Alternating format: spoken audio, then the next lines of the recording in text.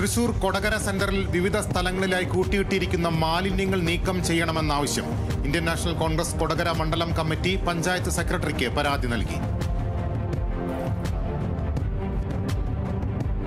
തൃശൂർ മതിലകത്ത് മെഴുകുതിരിയിൽ നിന്ന് തീ പടർന്ന് വീടിന് തീപിടിച്ചു. തീയും പുകയും ഉയർന്നതോടെ വീടിനകത്തുണ്ടായിരുന്നവർ പുറത്തേക്ക് ഓടിയതിനാൽ വൻ അപകടം ഒഴിവായി.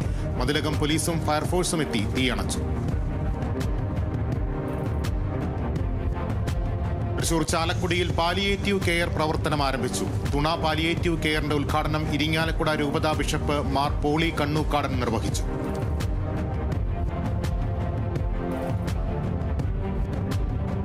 തിരുവനന്തപുരം വർക്കലയിൽ 16-കാരന് ഇരുചക്രവാഹനം ഓടിക്കാൻ നൽകിയ അമ്മയ്ക്കെതിരെ പോലീസ് കേസ്.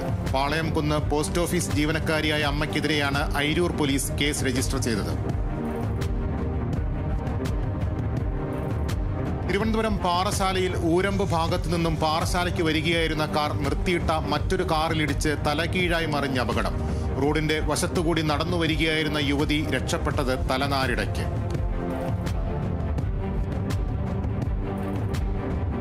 വൈദ്യുതി ചാർജ് വർധനവിൽ പ്രതിഷേധിച്ച് തൃശൂർ കൊടുങ്ങല്ലൂരിൽ യൂത്ത് കോൺഗ്രസ് ചൂട്ടുകത്തിക്കൽ സമരം നടത്തി. ചാപ്പാറ KICB ഓഫീസിന് മുന്നിൽ നടന്ന സമരം DCC എക്സിക്യൂട്ടീവ് അംഗം PU സുരേഷ് കുമാർ ഉദ്ഘാടനം ചെയ്തു. ഗുരുവായൂർ ദേവസ്വത്തിന്റെ ആഭിമുഖ്യത്തിൽ മേൽപ്പത്തൂർ നാരായണ ഭട്ടത്തിരി ചെയർ ആരംഭിക്കും.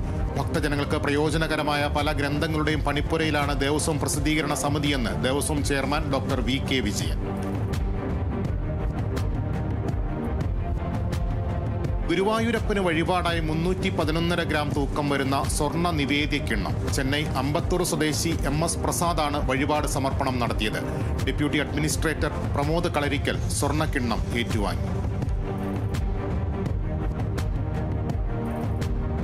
കണ്ണൂർ പഴയന്നൂർ സ്വർണ്ണക്കാവ് ഭഗവതി ക്ഷേത്രത്തിൽ മോഷണ ശ്രമം. രാവിലെ ക്ഷേത്രം ജീവനക്കാരെത്തിയപ്പോഴാണ് ക്ഷേത്രത്തിന്റെ പിറകുവശത്തെ ഗേറ്റിന്റെ പൂട്ടും ശ്രീകോവിലിന് മുന്നിലെ ഭണ്ണാരവും തകർത്ത നിലയിൽ കണ്ടെത്തിയത്.